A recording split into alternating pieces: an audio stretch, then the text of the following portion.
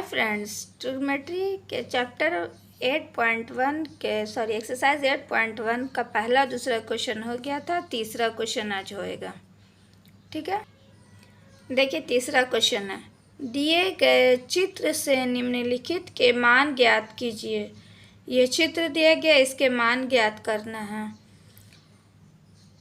निम्नलिखित इसका मान ज्ञात करना है। क्या है? पहला में है साइन थीटा, दूसरा में है टैन थीटा, तीसरा में है tan A minus cot C. देखिए यहाँ थीटा थीटा दिए हुए, यहाँ ए और सी दिए हुए। हो गया कन्फ्यूज़न? कन्फ्यूज़न कुछ नहीं होना है। देखिए कोण ए और सी नाम है इस समकोण त्रिभुज में। कोण ए और सी न्यून कोण का नाम है। समकोण तो बी हो ही गया। अब ये वाला अंदर का माप जो है उसको थीटा से दर्शाते हैं। किसे दर्शाते हैं? थीटा से। तो देखिए कोण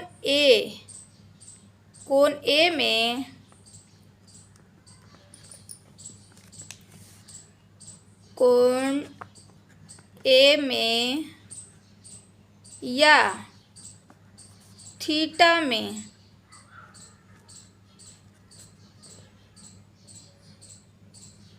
आधार बराबर क्या हो गया? आधार देखिए जब कोण यहाँ पे बनेगा ना इस साइड में, तो इसके साथ वाली भुजा जो है वो हो जाएगा आधार। तो आधार क्या हो गया? 12। और कर्ण क्या हो गया? कर्ण हो गया 13। देखिए थीटा के सामने वाली भुजा या कोण ए की सामने वाली भुजा कितना है? नहीं मालूम है। अब तक हम लोग पढ़ रहे थे कि तीनों भुजा दिए हुए था। अब हम लोग को पढ़ना है कि उसमें से ये नहीं मालूम है। ठीक है, निकालेंगे। तो पाइथागोरस थ्योरम से पाइथागोरस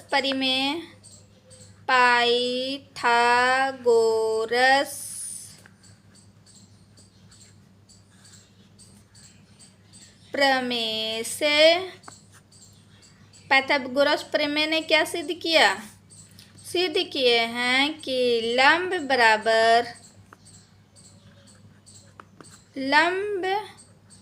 बराबर होता है अंडर रूट कर्ण का वर्ग माइनस आधार का वर्ग। ठीक है, ये पाइथागोरस ने सिद्ध किया था। तो कर्ण का मान कितना है?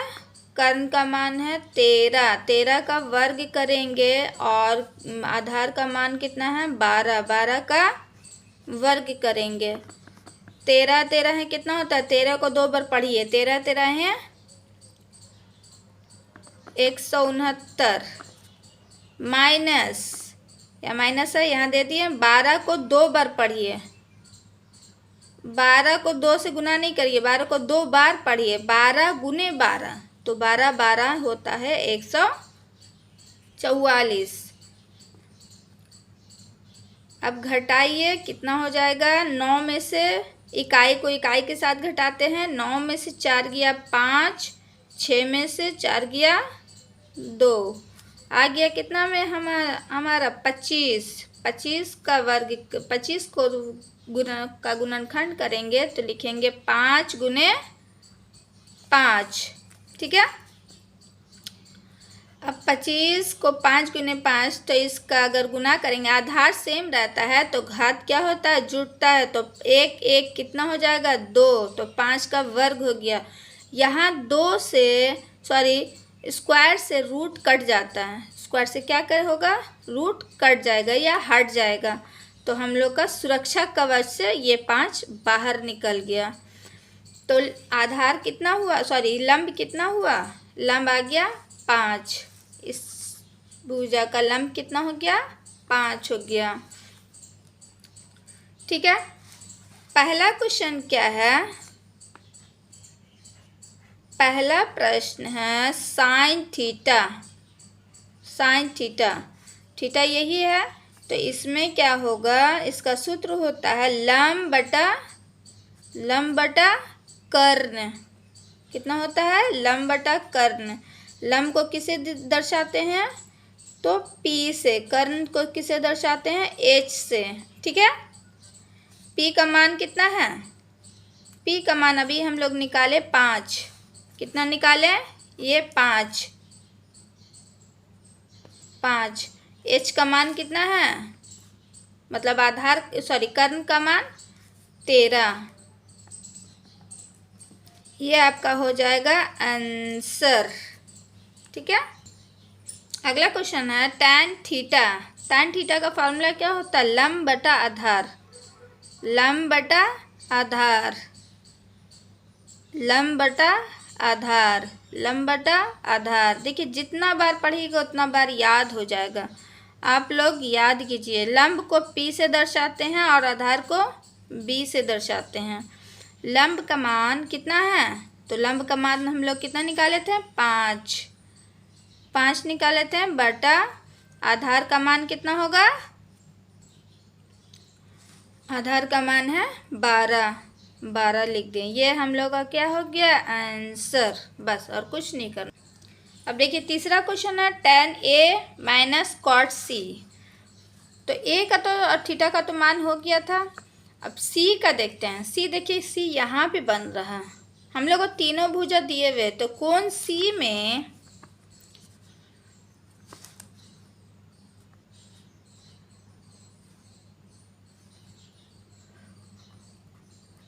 कोण C में क्या है? लंब कितना हो जाएगा? लंब बराबर देखिए कोण ये वाला बन रहा है, तो इसके ठीक सामने वाली भुजा लंब होएगी। तो लंब कितना है? 12। और कोण के साथ वाली भुजा आधार कितना है? आधार बराबर हो गया 5 और कर्ण बराबर हो गया 13। ठीक है। अब इसी बेसिस पे हम लोग यहाँ पे मान बैठा लेंगे। tan थीटा का मान क्या होता है? tan थीटा का मान होता है फार्मूला होता है लंब बटा आधार। लंब बटा आधार क्या होता है? लंब बटा आधार माइनस, ये माइनस और माइनस दे दिए। cot थीटा का फार्मूला होता है आधार बटा लंब। ठीक है। अब देखिए कोण A में लंब कितना निकला था?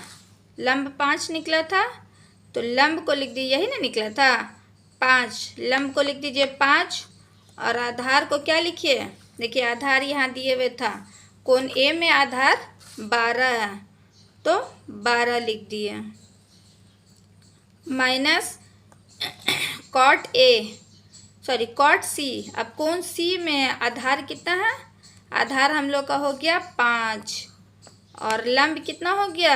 लंब 12। अब देखिए ये दोनों का एलसीएम निकालेंगे, तो 12 का 12 एलसीएम निकालेंगे तो कितना होता है? 12। निकाल के देख लीजिएगा आप लोग, नहीं तो देखिए दिखला देते हैं। 12 कितना बार पढ़ेंगे? 2 बार। ठीक है। 2 छक 12, 2 छक 12। फिर कितना बार पढ़ेंगे? फिर 2 से पढ़ेंगे, 2 तिया 6, 2 तिया 6। फिर कितना से पढ़ेंगे? 3 से पढ़ेंगे। 3 एकम 3, 3 एकम 3। ठीक है। तो कितना हो गया? 2 गुने 2 गुने 3, तो 2 दूना 4, 4 तिया 12। आ गया ना 12? देखिए 12 हो गया। 12 को 12 से भाग देंगे तो कितना होगा? 12 को 12 से भाग देंगे तो 1 आएगा। कितना आएगा? 1 को ऊपर वाले से गुना कर देते हैं, तो 5 से गुना करेंगे कितना होगा? 5। माइनस यहाँ पे चिन्ह है तो माइनस का चिन्ह देंगे। अब यहाँ 12 है, 12 को 12 से भाग देंगे, कितना आएगा? 1 को 5 से गुना करेंगे, ऊपर वाले से गुना करते हैं तो कितना होगा? 5 एकम 5। अब देखिए 5 में 0, 5 में 5 घटाएंगे तो कितना आएगा? 0, 0 आएगा। अब बटा नीचे 12। 0 को किसी भी चीज़ से 0 में किसी भी चीज़ से भाग देने पे क्या होता है, ज़ीरो होता है। क्या होता है, ज़ीरो होता है। अगर ऊपर ज़ीरो रहा तो ज़ीरो होगा, अगर नीचे ज़ीरो आ गया तो हम लोग का अपरिभाषित हो जाता है। ठीक है, ये क्या हो गया, आंसर। इसी के साथ हम लोग इस वीडियो को समाप्त करते हैं। अगले वीडियो में देखेंगे अगला क्वेश्चन। Good bye bye.